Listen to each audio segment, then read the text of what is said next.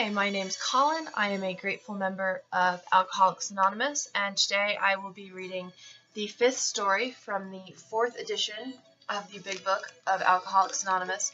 It's called The Vicious Cycle, and it's on page 219. The Vicious Cycle, how it finally broke a Southerner's obstinacy and destined this salesman to start AA in Philadelphia. January 8th, 1938. That was my D-Day. The place, Washington, D.C. This last real merry-go-round had started the day before Christmas, and I had really accomplished a lot in those 14 days. First, my new wife had walked out, baggage, and furniture. Then the apartment landlord had thrown me out of the empty apartment, and the finish was the loss of another job. After a couple of days in dollar hotels and one night in the pokey, I finally landed on my mother's doorstep, shaking apart with several days' beard, and, of course, broke as usual. Many of these same things had happened to me many times before, but this time they had all descended together. For me, that was it. Here I was, 39 years old, and a complete washout. Nothing had worked. Mother would take me in only if I stayed locked in a small storeroom and gave her my clothes and shoes. We had played this game before. That is the way Jackie found me, lying on a cot in my skivvies, with hot and cold sweats, pounding heart, and that awful itchy scratchiness all over. Somehow I had managed to avoid DTs. I seriously doubted I would ever have asked for help, but Fitz, an old school friend of mine, had persuaded Jackie to call me. Had he come 2 or 3 days later, I think I would have thrown him out. But he hit when I was open for anything. Jackie arrived about 7 in the morning and talked until 3 a.m. I don't remember much of what he said, but I did realize that here was another guy exactly like me. He had been in the same laughing academies and the same jails, known the same loss of jobs, same frustrations, same boredom, and the same loneliness. If anything, he had known all of them even better and more often than I. Yet he was happy, relaxed, confident, and laughing. That night, for the first time in my life, I really let down my hair and admitted my general loneliness.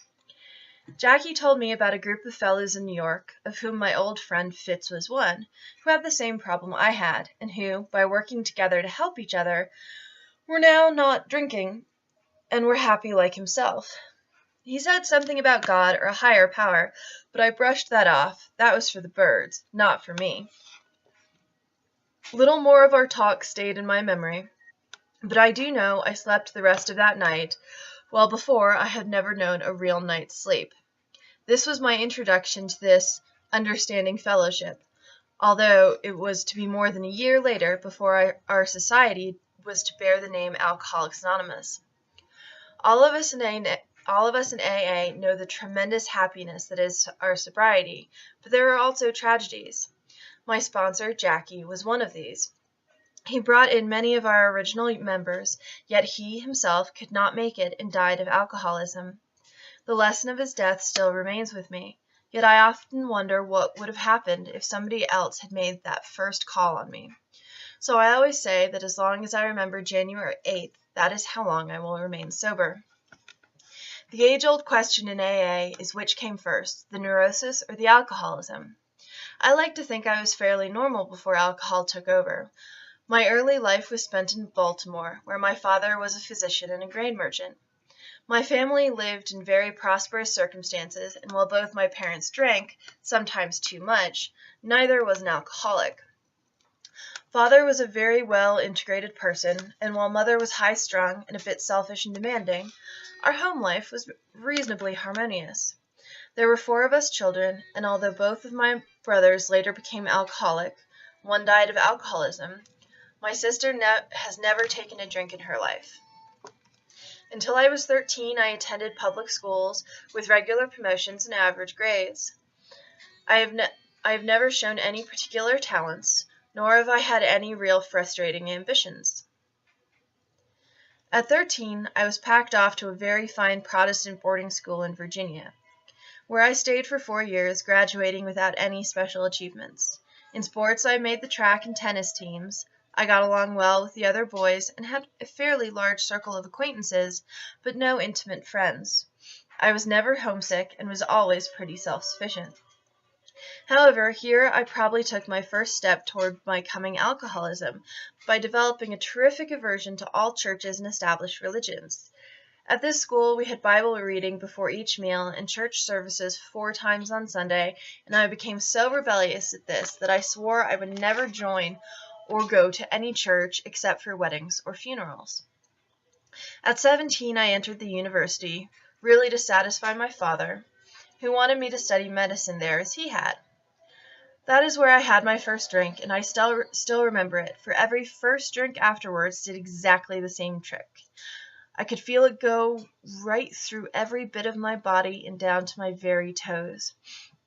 But each drink after the first seemed to become less effective, and after 3 or 4 they all seemed like water. I was never hilarious drunk. The more I drank, the quieter I got, and the drunker I got, the harder I fought to stay sober. So it is clear that I never had any fun out of drinking. I'd be the soberest seeming one in the crowd, and, all of a sudden, I would be the drunkest. Even that first night I blacked out, which leads me to believe that I was an alcoholic from my very first drink. The first year in college I got by in my studies, I majored in poker and drinking. I refused to join any fraternity as I wanted to be a freelance, and that year my drinking was confined to one-night stands once or twice a week. The second year my drinking was more or less restricted to weekends, but I was nearly kicked out for scholastic failure. In the spring of 1917, in order to beat being fired from school, I became patriotic and joined the army. I was one of the lads who came out of the service with a lower rank than when I went in. I had been to OTC the previous summer, so I went into the army as a sergeant, but I came out a private, and you really have to be unusual to do that. In the next 2 years, I washed more pans and peeled more potatoes than any other doughboy. In the army, I became a periodic alcoholic, the periods always coming whenever I could make the opportunity. However, I did manage to keep out of the guardhouse. My last bout in the army lasted from November 5th to 11th, 1918. We heard by wireless on the 5th that the armistice would be signed the next day. This was a premature report. So I had a couple of cognacs to celebrate. Then I hopped a truck and went AWOL. My next conscious memory was in Bar-le-Duc, many miles from base. It was November 11th, and bells were ringing and whistles blowing for the real armistice. There I was, unshaven, clothes torn and dirty, with no recollection of wandering all over France, but, of course, a hero to the local French. Back at camp all was forgiven because it was the end, and in the light of what I have since learned, I know I was a confirmed alcoholic at 19. With the war over and back in Baltimore with the folks, I had several small jobs for 3 years, and then I went to work soliciting as one of the first 10 employees of a new national finance company. What an opportunity I shot to pieces there. This company now does a volume of over $3 billion annually. 3 years later, at 25, I opened and operated their Philadelphia office and was earning more than I ever have since. I was the fair-haired boy, all right, but 2 years later I was blacklisted as an irresponsible drunk. It doesn't take long. My next job was in sales promotion for an oil company in Mississippi, where I promptly became high man and got lots of pats on the back. Then I turned 2 company cars over in a short time, and bingo, fired again. Oddly enough, the big shot who fired me from this company was one of the first men I met when I later joined the New York AA group. He had also gone all the way through the ringer and had been dry 2 years when I saw him again. After the oil job blew up, I went back to Baltimore and Mother, my first wife having said a permanent goodbye. Then came a sales job with a national tire company. I recognized the city sales policy. I reorganized their city sales policy, and 18 months later, when I was 30, they offered me a branch managership. As part of this promotion, they sent me to their national convention in Atlantic City to tell the big wheels how I'd done it. At this time, I was holding what drinking I did down to weekends, but I hadn't had a drink at all in a month. I checked into my hotel room and then noticed a placard tucked under the glass on the bureau stating, "There will be positively no drinking at this convention," signed by the president of the company. That did it. Who, me? The big shot? The only salesman invited to talk at the convention? The man who was going to take over one of the biggest branches come Monday? I'd show him who was boss. No one in that company saw me again. 10 days later, I wired my resignation. As long as things were tough and the job a challenge, I could always manage to hold on pretty well. But as soon as I learned the combination, got the puzzle under control, and the boss to pat me on the back, I was gone again. Routine jobs bored me, but I would take on the toughest one I could find and work day and night until I had it under control. Then it would become tedious, and I'd lose all interest in it. I could never be bothered with the follow-through, and would invariably reward myself for my efforts with that first drink. After the tire job came the 30s, the depression, the downhill road. In the 8 years before AA found me, I had over 40 jobs, selling and traveling, one thing after another, and the same old routine.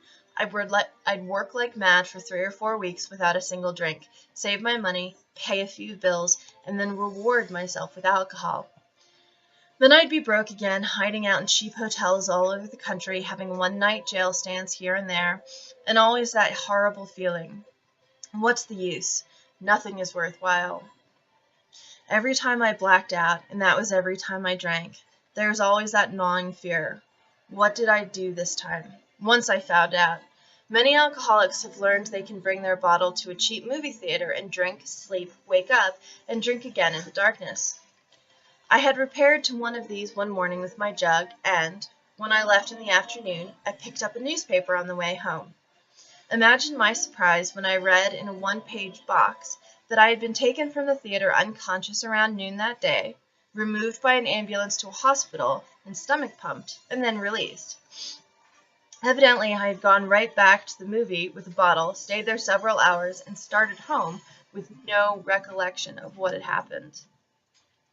The mental state of the silk alcoholic is beyond description. I have no resentments against individuals. The whole world is wrong. My thoughts went round and round with, what's it all about anyhow? People have wars and kill each other. They struggle and cut each other's throats for success.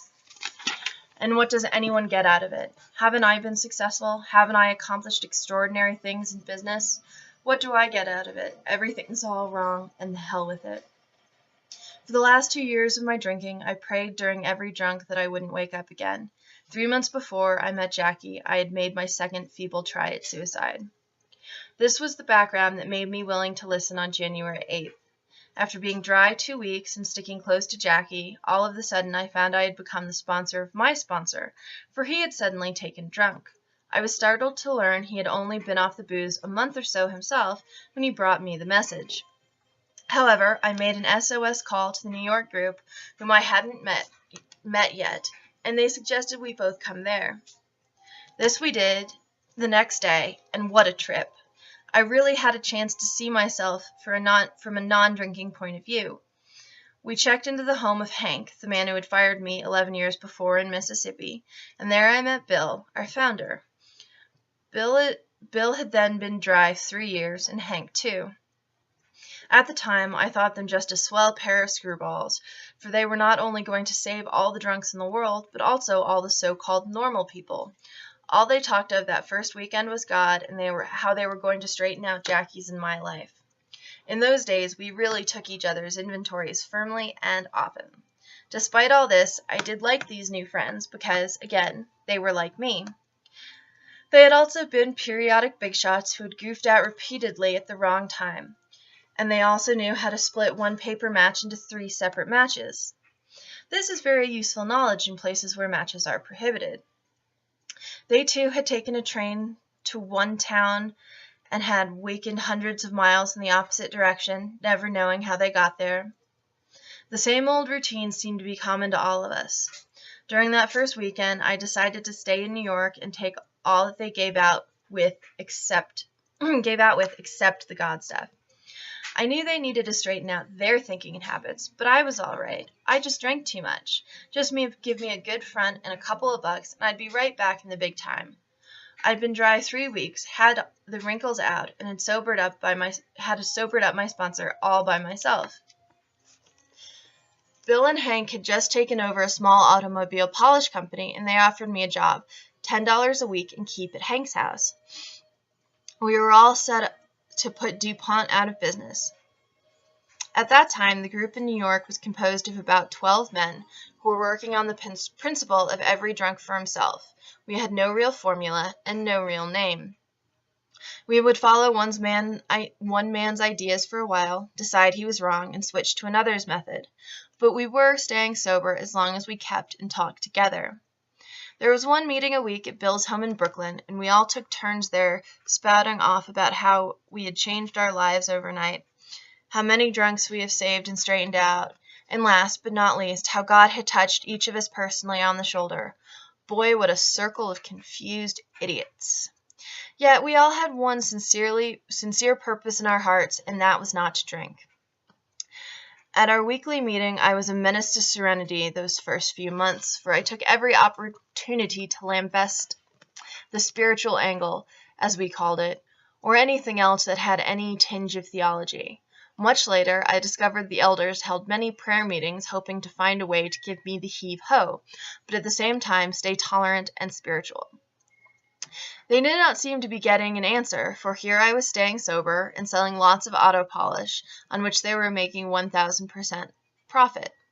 So I rocked along my merry, independent way until June, when I went out selling auto polish in New England.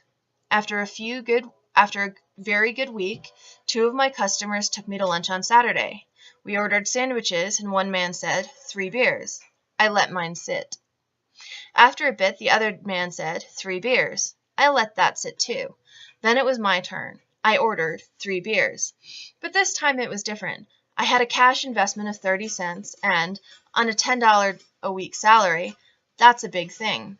So I drank all 3 beers, one after the other, and said, I'll be seeing you boys, and went around the corner for a bottle. I never saw either of them again.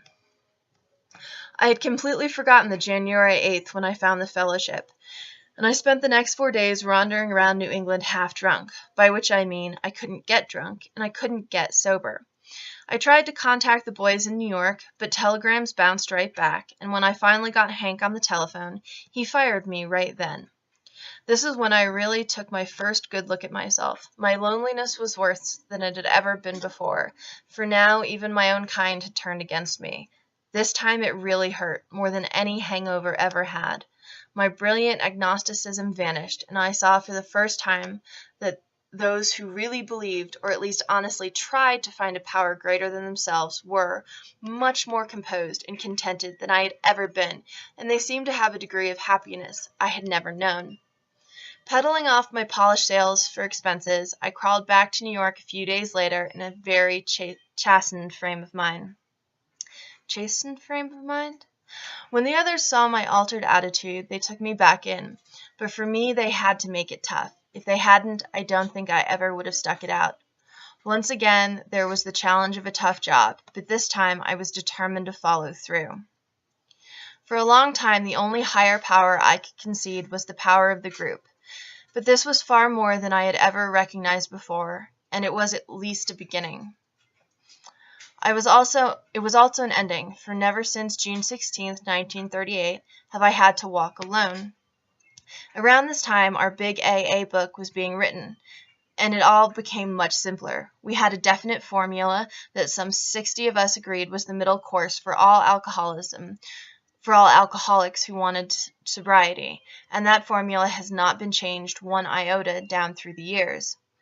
I don't think the boys were completely convinced about my personality change, for they fought shy of including me in the book, so my only contribution to their literary efforts was my firm conviction, since I was still a theological rebel, that the word God should be qualified with the phrase, as we understand him, for that was the only way I could accept spirituality.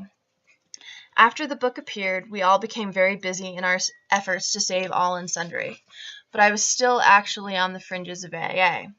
While I went along with all that was done and attended the meetings, I never took an active job of leadership until February 1940. Then I got a very good position in Philadelphia and quickly found I would need a few fellow alcoholics around me if I was to stay sober. Thus I found myself in the middle of a brand new group.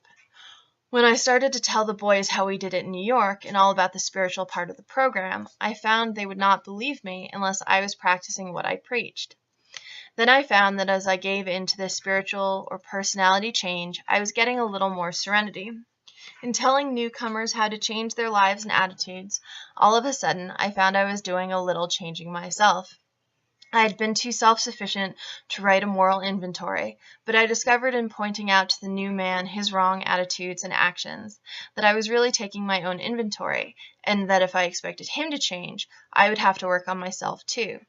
This change has been a long, slow process for me, but through these latter years the dividends have been tremendous.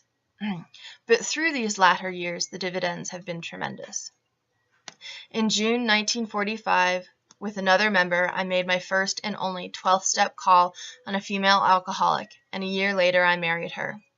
She has been sober all the way through, and for me that has been good. We can share in the laughter and tears of our many good friends, and, most important, we can share our AA way of life and are given a daily opportunity to help others. In conclusion, I can only say that whatever growth or understanding has come to me, I have no wish to graduate. Very rarely do I miss the meetings of my neighborhood AA group, and my average has never been less than 2 meetings a week. I have served on only one committee in the past 9 years, for I feel that I had my chance the first few years, and that newer members should fill the jobs. They are far more alert and progressive than we floundering fathers were, and the future of our fellowship is in their hands. We now live in the West and are very fortunate in our area AA. It is good, simple, and friendly, and our one desire is to stay in AA and not on it. Our pet slogan is, "Easy does it." And I still say that as long as I remember that January 8th in Washington, that is how long, by the grace of God, as I understand Him, I will retain a happy sobriety. So the follow-up video in which I discuss the story and how it related to me should be posted shortly. Feel free to comment or response on this video, but try and be nice. Thanks.